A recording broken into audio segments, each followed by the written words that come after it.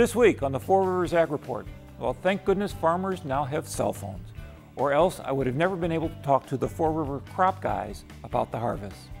We also visit with someone who lost their gourd, and a $100,000 chicken coop. All that and more on the Four Rivers Ag Report.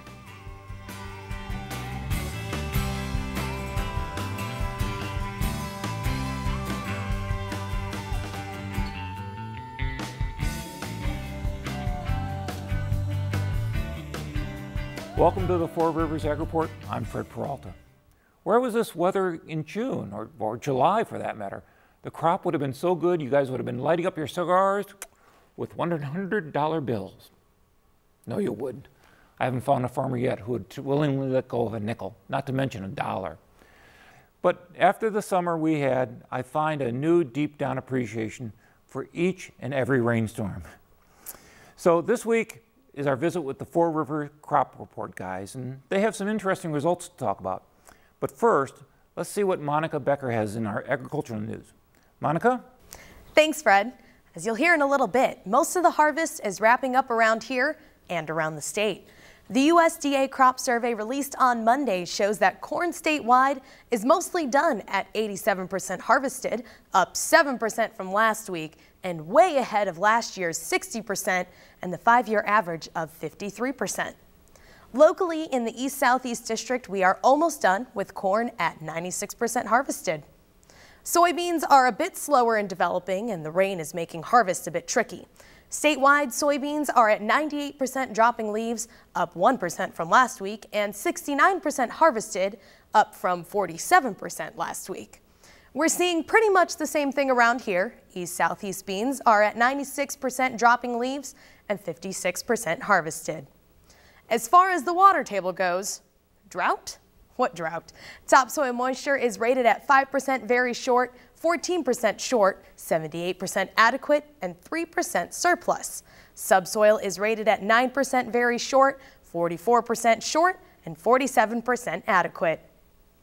Now, all summer, the southern viewing area of the Four Rivers area had suffered more than anyone during the drought. Well, the southeast district of the state, the area adjacent to our area, reports topsoil at 100% adequate and subsoil at 65% short and 35% adequate. What a crazy year.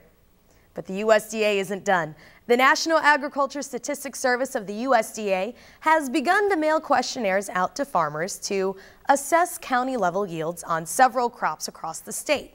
Corn, soybeans, sorghum, alfalfa, and hay yields are being followed, and over 8,300 farmers are going to be surveyed. The USDA's Brad Schwab, a friend of the program, is supervising the survey and asked any farmer in our area that gets one to fill it out and return it as soon as possible. And what will that report show? Probably that Brazil is having a better year than we did. The Brazilian soybean crop is reported to be up to 25% larger than last year's due to Brazilian farmers reacting to the high prices caused by our drought. An additional 2.5 million hectares were added to soybean production this season. If they get any crop at all, Brazil will pass the United States as the leader in oilseed production. Now, with Halloween just around the corner, many people have already started buying and carving their holiday pumpkins. But the operators of a farm stand in Illinois say nobody purchased their prize pumpkin. It was stolen. At the Hammer Farm Market, you can buy pumpkins, mums, and jelly, but the real star of the stand is a 300-pound monster of a pumpkin, and now it's missing. It's not an ordinary pumpkin. Huge, giant, Charlie Brown pumpkin. Sometime between 6:30 Sunday evening and 10 o'clock Monday morning, somebody stole one of them. When the owner, Ida Hammer, came into work, she noticed that the pumpkin was gone. She presumes it was stolen because, you know, it really can't just walk away. I don't have any idea who would want to do it. Probably, I don't know if it's just kids that, you know, think, well, let's get this big pumpkin and, you know, we could have some fun with it or something. I don't know. The pumpkin was the main attraction of the stand, used to draw in customers, and the stand is Ida's main source of income.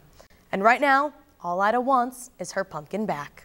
I put these two signs up So anybody that drives in can look at the sign and see that somebody stole it, and if they have any kind of information or might hear about somebody, you know, something about it, then maybe they can let me know.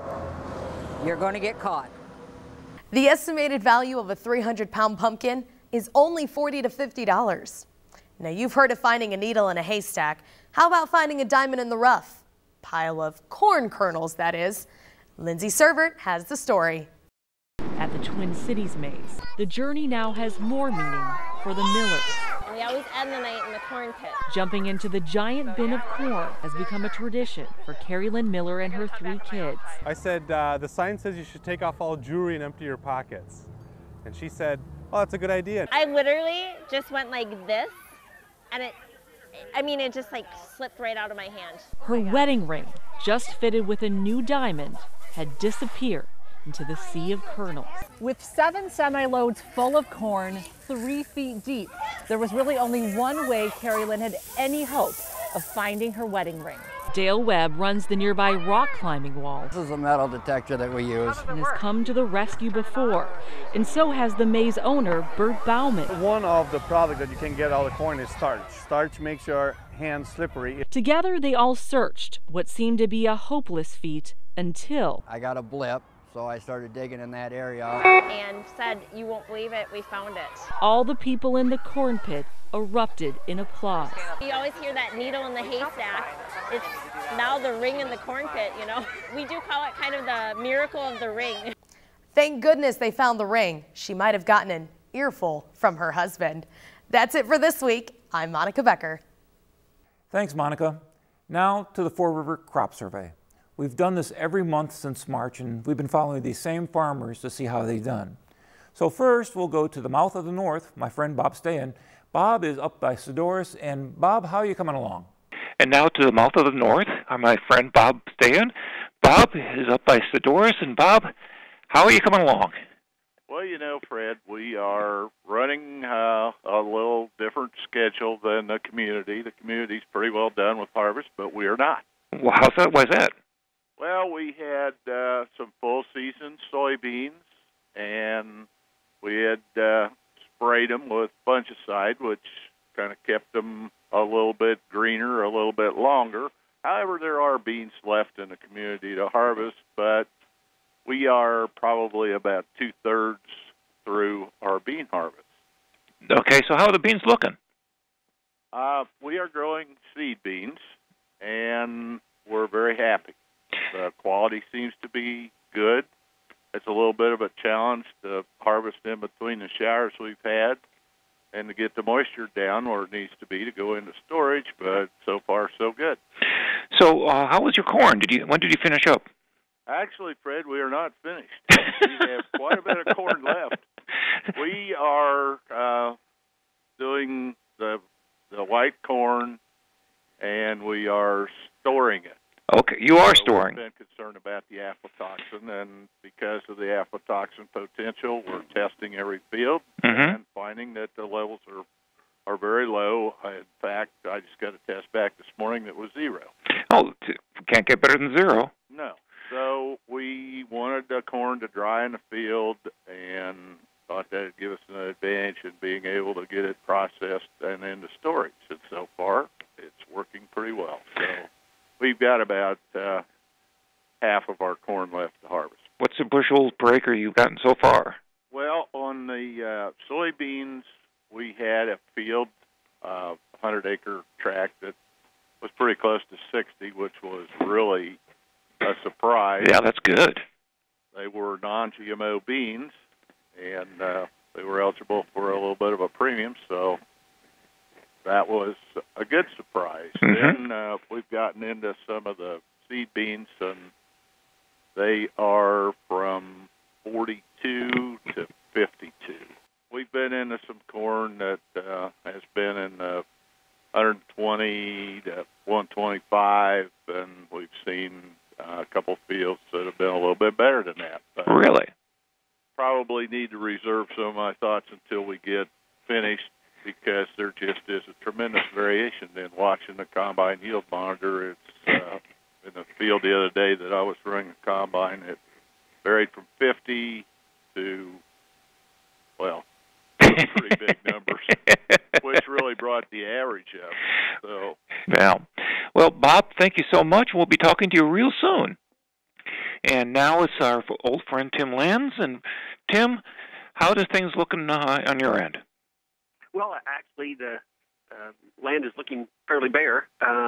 Generally, corn, I would say, in my area, I'm done with corn and soybeans, and in my area, I would say pretty much 95% of the corn is harvested, and probably 90%, maybe 80% of the beans. There are still some few beans around. Guys are waiting or had some green leaves on and things, but otherwise, harvest is pretty much wrapping up. So did the rain really mess up your harvest schedule, or no? No, not. We were out a day or two at a time, and it makes it a little harder. The ground's a little softer. You can't put trucks and things where you want them. But no, not. We had corn pretty much done, and we're down to beans they cut fairly well. It's a day or two after the rain, so it didn't bother us too much. Okay, well, so what sort of yields do you see? And after you answer that, can you just tell me what was your best field average and what your worst field average? Sure. On corn, probably worst field average was probably around 20. Best field average was like 130. Most of them being around that 50 range. And beans, worst field average was probably about 33 on some early beans planted early. And best beans were like 64, a later bean planted later. And beans generally were in that 50 range. The earlier beans weren't as good, and the later beans were better. So that's I think that's pretty standard across most guys that I'm talking to around my area. That's pretty well standard. Where were you at this last month, the rainfall? I think we're up, well, from the Isaac and all of that. I guess that was either in September, probably, was it? Right. I think we had around 7, 8. Some areas had 10 inches on that. In October here, we're probably around 4 to 5, depending on your area. What would we given that for that in June? Exactly.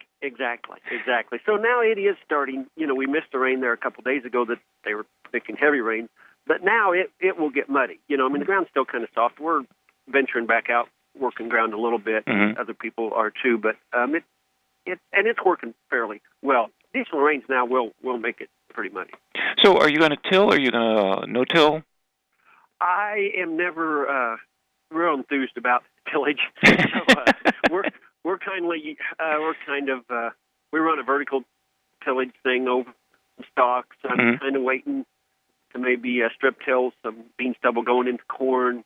I never get real excited about it because I always just hate that ground laying there 6 months, kind of getting, having the sun beating down on it and everything. Yeah. And so, but it works a lot nicer in the spring. So you need to do some sort of deal or some sort of plan. So we're kind of putting that in place. Okay. Well, thank you, Tim. Sure. Thanks, Fred. Now we slide a bit to the east and visit with Matt Toon's favorite son, or at least to Mrs. Uphoff, Bill Uphoff. And Bill, how is the harvest going for you? And now over to Matt Toon, our friend Bill Uphoff. And Bill, where are you at these days? We're through with corn harvest and just over halfway through our bean harvest now today. So how are the beans looking? First off, well, the beans have been surprisingly, well, even with regular or average growing season, I'd say the bean yields are good. Just really surprising. Well, that's nothing. This year is nothing if not surprising, isn't it? Right. Yes. So how about your corn? Give me your yield if you could, and give me your highest field yield and your lowest field yield. Yeah, our average was 70.8, and our highest yielding field was 119, down to 17. Ouch. Yeah. It hardly seems like we're wasting the fuel on that 17 bushel. Right. It's just a necessary evil at that point. knocked down and gathered up what we could. Exactly. Yeah. So were those fields you traditionally had issues with, or they just got baked by the sun? Well, we have had trouble, but nothing like that. It's just marginal ground. It's more a clay base, not too much loam, and just what we call light soil. Right. And just not drouthy at all. Doesn't handle drought stress, and and obviously that showed up to be the case this year. Yeah. So you're about, what do you think, about another week or two out? I think a week would get us finished up. Yes. Yeah. So what are you planning on doing with most of your ground when you're done? Are you going to let it? Are you tilling? Or are you no till this year? What's up? Well, we'll just continue our regular practice. We run our deep tillage over the bean stubble, kind of a conservation tool that doesn't disturb much on top. And then we pretty well leave the corn stalks just they get a light disc, and so all that'll stay the same. Yes. So are you doing any nitrogen testing on your corn land? Any what, Fred? Nitrogen testing? No, we haven't done that in the past. Okay, good enough. Well, Bill, you have a good rest of the harvest. We'll talk to you real soon, okay? Yeah, okay, Fred. Thank you. Now in Moultrie County is Matt Bennett, and Matt, how's your season going along? We finished corn there a while back, and of course our corn yields weren't very good. We're going to be collecting insurance on basically every field. And then on the beans, we probably won't collect much insurance, if any, on beans. We had really surprisingly good bean yields. They weren't all records by any means, but we had some fields that were probably 20 bushel better than we thought they'd be. So that was definitely a pleasant surprise. Yeah, that's what I've been hearing from other farmers, that the beans were surprisingly good. So what was your best yielding field, and what was your worst? On the beans, I would say our best yielding field, we had some bottom ground that went over 70. Wow. And our worst field was probably around 42 or 3. Oh, that's not bad. No. Okay. So, so how are the other farmers around you doing? I think for the most part, guys are pretty happy with their bean fields. I think some of the yields aren't great, but whenever they put it in perspective as to what they thought they were going to have, they're pretty happy, especially considering how bad the corn was. Yes, yeah. So we've had nothing for 3 or 4 months, and then all of a sudden we get, seems like every other day, a rainstorm. How are you guys doing on moisture? We've definitely caught up for the most part. There's a few of the creeks that have a little bit of water in them finally, which is good, especially for guys with cattle, which we have cattle as well. Right. And, guys aren't really wanting to water all winter. It becomes a nightmare. But, I think that for the most part, we're in pretty good shape, and we feel pretty good about putting on anhydrous here in the next, 3 or 4 weeks. Whenever we get started doing that, we were a little bit worried about moisture early on, whether we'd get a good seal or not. Right. That's probably not going to be an issue at this point. So we feel real good about that, as well as, it's setting us up good for the start of the growing season next year. Excellent. So you think you're with a little bit of snow will be recharged, and you guys will be ready to go come April or May? Yeah, or April, excuse me. Okay. We're in significantly better shape than what we thought we were going to be in. Amen. Well, thank you, Matt. I appreciate it. Yeah. So we go from Bennett to Brown, Cam Brown, that is. He farms to our east in Edgar County. And Cam, where are you right about now? And now to Edward County and Cam Brown. And Cam, where are you at right now? Well, we're just winding up beans. As you remember, we planted beans fairly late. Started the second week of May. Right. And, we've had a pretty good harvest for the year. Beans have run from 40's been our lows and 54's been our highs. Oh, so and we're just cutting the last 40 acres. Well, that's a whole lot better than we were thinking of just a month and a half ago. Oh boy, yep. You're not a kidding. So how did your corn end up? I'm sorry? We haven't done a whole lot of corn. We've opened up a lot of fields. Of course, we planted it quite a bit later also. Mm-hmm. We had one field on the south end of our region that we yield checked at 50 to 60 bushels, somewhere in there. I was praying it'd make 60 when we got down there. It was averaging 104 when we left the field, dry corn. Wow. And we had, most of it's been 145. We've had one field at 178, number 2 corn. So wow, that is. I'm breathing a lot easier. I bet. You know, I was afraid to. If I was afraid to see with a rope in your hands, I was earlier. Boy, no kidding. So, so the corn was better than you thought, and the beans were much better than you thought. They certainly have been. So, and we're really counting our blessings this year. So are you going to, because of the drought, are you going to do anything different with your land this fall? Not really. We strip till. We've got a few pieces of ground we're going to deep rip, and very little of that. It ought to be a good fall for it because it's still really dry down in the soil profile. Right.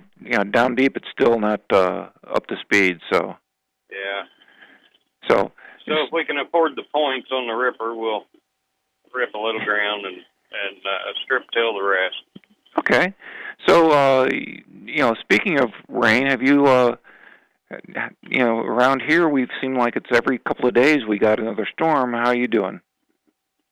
Well, the last shower, we had a real light shower, about 1/10 of an inch, and then last weekend we got about 1 inch and 7/10. But we're still way behind on annual rainfall. And right. We've got to get this soil profile built up. We've still got a lot of people hauling water to their home wells. Mm-hmm. So that's telling me we got to get a lot of water sometime. Well, I'm willing to give up. Fingers crossed. I'm willing to give up my hate of snow for you guys this winter, but you may have to pull me out of the ditch. So. Okay, give me a call. Fred. Okay. Well, Cam, thank you much. We'll be talking to you soon. Okay. Okay, thank you, Fred. Okay. And now Todd Wachtel joins us. Todd, you guys down south got a little more rain than we did this month, didn't you? Yeah. Basically, I think since the 1st of August, we're somewhere in that 20 to 22 inches of rain. Oh, man. We've had some fields of beans where we basically rutted the beans out, and then 3 or 4 days later, after you take the beans off of them, you can work the rut shut. It dries that fast after you take the beans off. But wow. So, so you were done with corn, right? Yep. Finished with corn on the 15th of September. So you've been sitting around watching really the beans dry.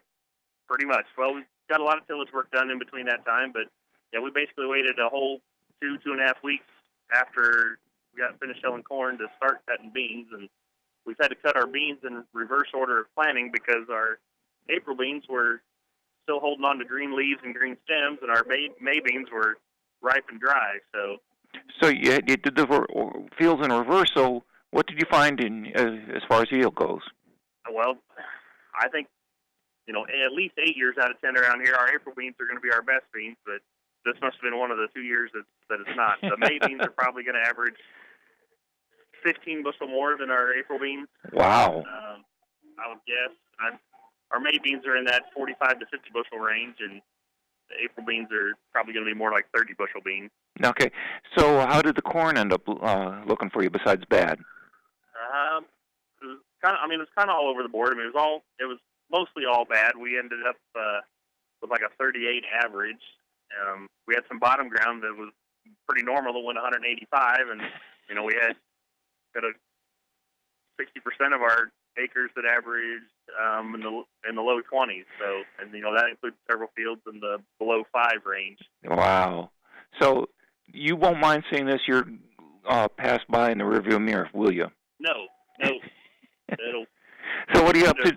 So what are you up to now? What are you going to be doing in the next couple of weeks? Still trying to finish up beans. We've got 2 more days left. So if this rain would have held off till tomorrow, I'd have been a lot happier. But we'll get it finished here one way or the other. And we're just about caught up on tillage. In fact, we're only 1 or 2 fields behind the combine. So soon as we finish up tillage and cutting beans, we'll start fall spraying to hopefully start clean with our fields next spring. So are you going to spray nitrogen, or are you? No, not nitrogen.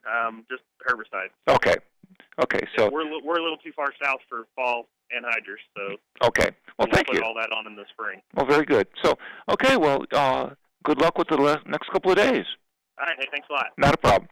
So there you have it. Beans better than we thought, and corn, well, better luck next year. But before next year, as a matter of fact, next month, we're hoping to get all of our crop guys in the studio for a roundtable gab fest about the growing seasons. I'll have more details over the next couple of weeks.